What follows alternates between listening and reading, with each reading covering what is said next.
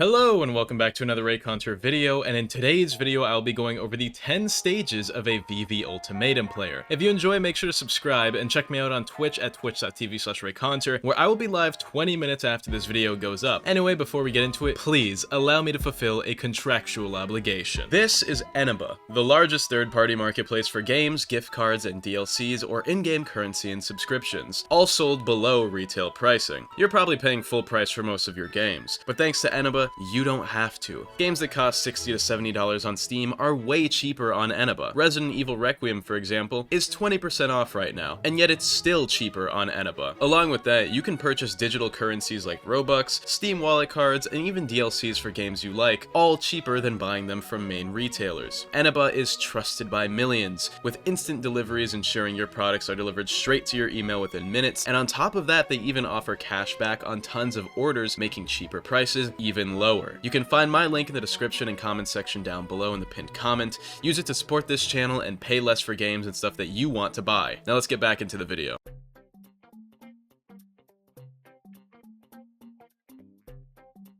Starting out in Stage 1, the VV Ultimatum player must choose their given faction or race. Depending on the person, you'll choose your faction based on a variety of reasons. Maybe you're a Bleach fan and your favorite characters belong to a certain faction. Maybe you don't care as long as you're not a filthy Quincy. Or maybe you watched a guide or a PvP video, which is the reason you chose your faction based on that person. Some people choose Quincy because it's the best, others choose Soul Reaper specifically because it is the worst gameplay experience possible and they're masochists. Most just choose what sounds the coolest, whether they're a Bleach fan or not, or maybe they're a Type Soul player just going to the faction you defaulted to back in Type Soul. Regardless, the choice must be made.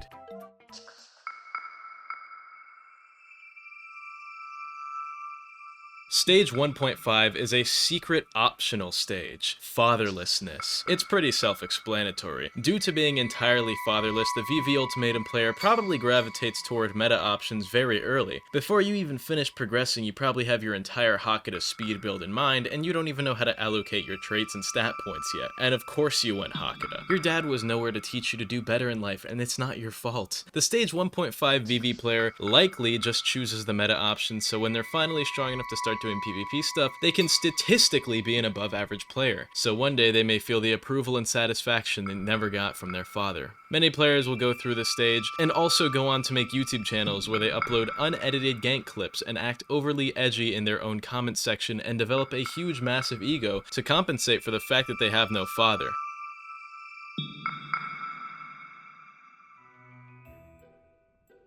In Stage 2, the VV Ultimatum player has finally started progressing, starting with the tutorial. Regardless, everyone at this stage will go through the tutorial with glee, because for the first time in history, a Roblox game has a good and engaging tutorial with a super cool mini-boss gimmick at the end of it that is actually pretty remnant of Souls games, specifically being Sekiro, because Sekiro actually has pretty much the same intro sequence formula that this game does.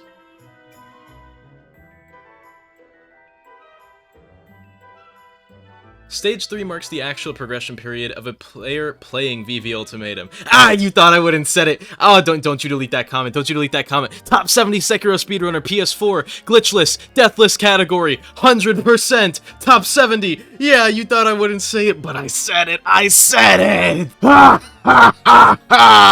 Anyway, after the tutorial, this is a very different experience depending on your faction. For Quincy's, it is a breeze. You basically have nothing to worry about until Shrift Assignment, which even then that's basically taking a nap. For Soul Reapers, basically the same thing. Early game progression for Soul Reapers and Quincy's starts straight up and is super easy. On the other hand, spending half an hour just to reach base Soul Reaper level as an Arankar, while every other Soul Reaper is already like level 10, kinda sucks. Even if this game has some of the best hollow progression out of any Bleach game, that half-hour span is still enough to make me want to turn the game off for a little bit. The only thing worse is spending 3 hours getting Vasto Lord just to become a freshie after what would have been a level 30 Soul Reaper progression. Or you're one of those weirdos who stays Vasto Lord the whole way through.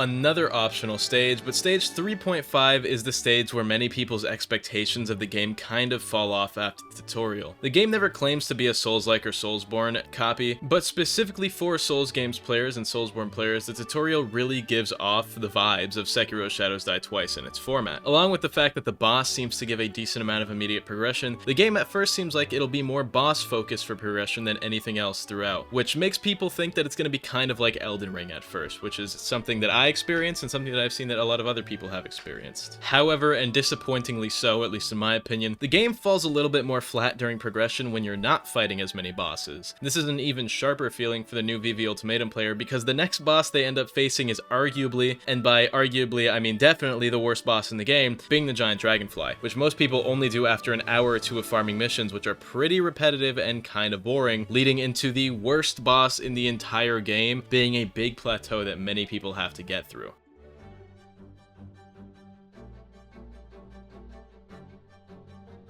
At stage 4, you are finally achieving your mode, or your half mode, or whatever, at around level 25, which is not actually around level 25, that's just the minimum requirement, which would be Shikai, Resurrection, or Shrift, which Resurrection people keep spelling wrong. Technically it's Resurrection, but I'm a big Bleach nerd, so I'm gonna keep that to myself. Anyway, as usual, Quincy's have it the easiest of the three races and can basically get Shrift with their eyes closed using only sound cues. Most people don't actually get enough Shikai or Resurrection XP until closer to level 35 though, since the minimum requirement is only 25, but for some reason there is a separate XP meter for your Resurrections and Shikais. This is a stupid system in my opinion. Anyway, that's besides the point. The stage 4 Reaconteur player will likely be able to complete their fight in just a few tries, as you're really just fighting a beefy hollow as a beefy hollow, and optimizing your Resurrection fight is super easy depending on which of the traits that you choose, because depending on which you choose, the fight will be easier or harder due to the movesets of each type of hollow. Anyway, don't choose Centipede as your starter hollow like I did. It sucks. Soul Reapers just don't get it at this point. The Shikai fight is easily the hardest of the three factions because while Reaconteurs fight weird hollows as a weird hollow, the only difference being the fact that this entire questline was glitched and would force you to repeat it a few times before, but that's gone now, so being an Reaconteur really isn't too hard as far as getting your Resurrection goes. And of course, Quincy's get to take a nap and wake up 4 times stronger.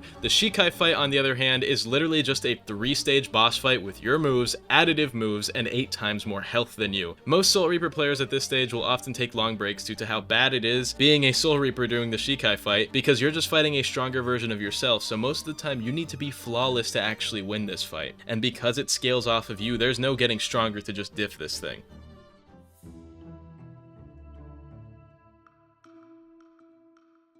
At stage 5, the VV player has finally started to grasp the game at a deeper level, and they truly begin to understand the bosses in the PvP and the various mechanics in this game to a deeper level. This is the stage where, regardless of faction, all players unite and feel subtle improvement through skill and gameplay, and most people going through this stage are feeling really satisfied with themselves as they keep playing. Maybe certain bosses or mechanics finally clicked for them. Maybe they're starting to beat people in PvP more often, or maybe they just feel like they're finally making quick progress. Regardless, stage 5 won't last too long.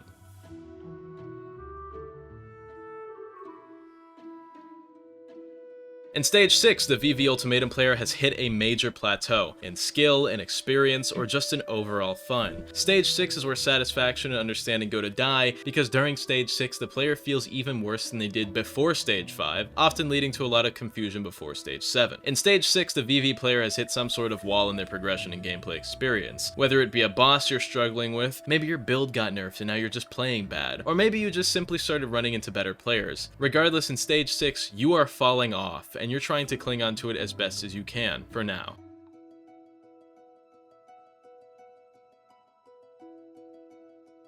At stage 7, the VV Ultimatum player starts to experience anger. They still are in the middle of their plateau, except now they're starting to become irritated and annoyed by it rather than trying to just push through it. In stage 7, you might notice an increase in toxicity among the VV player, and along with that, a lot of people in this stage tend to be more PvP than PvE and progression focused, because they feel like proving their superiority over other players through combat will make their sense of progression and understanding come back. However, most of the time, it makes very little difference, with the VV player ultimately, ultimately get it, just trapping themselves in a loop of anger, which is then amplified by being forced to play PvP in a Roblox game. Lots of people in this stage also quit, and many Type Soul players who reach stage 7 will take a temporary or permanent break just to go back to Type Soul, where they feel more comfortable playing, since they're probably either good at Type Soul, or they crutch on either Hakuda or Kido and think they're good at the game.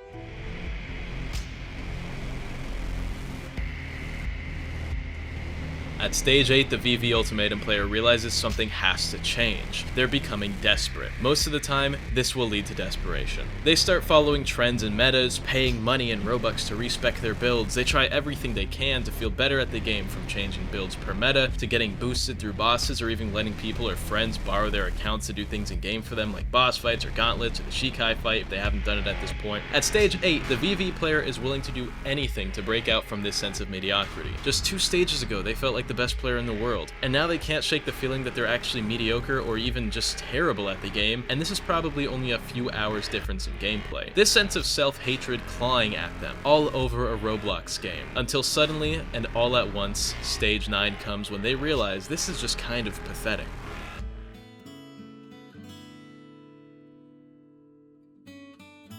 At stage 9, the VV player has finally accepted it. They no longer care about being the best, and yet this lack of caring is what helps them improve. They've calmed down a bit, and now the bosses are easier, players are slightly easier to read, parry and dodge more accurately more often. Somehow all it took to improve was to let go and to stop caring about that improvement. But very few people will then move on to stage 10.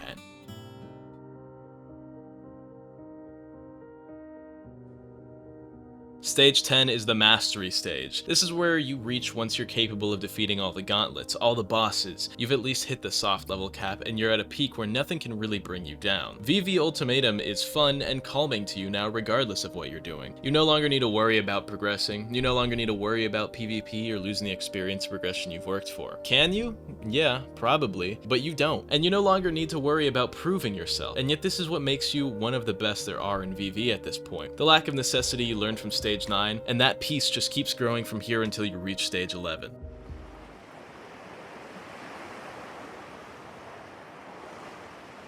Stage 11 is the secret stage, and at stage 11 you've reached inner peace within VV and total mastery over everything in the game. You probably have a slot of each faction just because you can, and the bosses are no longer much of a threat to you regardless of level and experience, and at the same time you've managed to hit a level of flow state in combat never seen before. You hit perfect parries with ease, you fight with perfect reactions in PvP and PvE, and all semblance of toxicity has left your body. You just say GG regardless at the end of every fight. Maybe compliment your opponents with a quick, "you were strong," but in the end, they're all the same to you, because at the end of the day, it's just Roblox, and you know that. I really hope you guys enjoyed this video. I know I said the Face Reveal Japan video will be dropping soon, and it still is, but I'm kind of waiting to get some of the video footage back from my brother, because, you know, we recorded some of it on his camera. So if you're hyped for that video and my face reveal and all that stuff, blame my brother down in the comments section below, with like a "curse you, Reaconteur's brother, for delaying the video." Anyway, I'm working on a song cover for the YouTube members that'll be out sometime this month, probably next week or the week after, you know, because there's only 2 weeks left in the month. So buy any tier membership to hear it, because any tier lets you listen to my monthly song covers. And along with that, shout out to you to members of tier 2 or higher: Green, Philip, Akio Sugi Kuni, Zerksky, Unigio, Fun Guns, Michiwo, Kiesler, Aiden SEDD, Crypto, Black Soul Wolf, Abridged Gauther, Broccoli, Delusional Mo, Drizzy Drake Fan, and Alka G3D. He's not even a tier 2 member. I just love his profile picture of that little Among Us Piranha Plant guy, so I gave him a shout out once like a few months ago, and I want to do it again. I love you, Alka. I love your profile picture. It's funny. Anyway, I hope you all enjoyed. I love you all as usual. Have an amazing day, and goodbye.